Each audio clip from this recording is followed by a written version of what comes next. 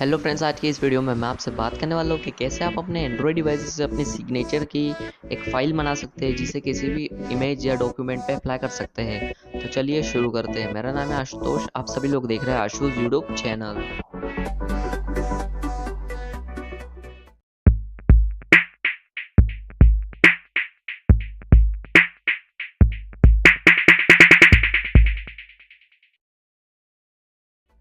Signature की file बनाने के लिए या पीएनजी फाइल बनाने के लिए आपको अपने सिग्नेचर की फ़ोटो खींच लेनी है। देन आपको मेरे डिस्क्रिप्शन बॉक्स को ओपन करके मैंने एप्लीकेशन की लिंक दी है, उसे डाउनलोड कर लेना है।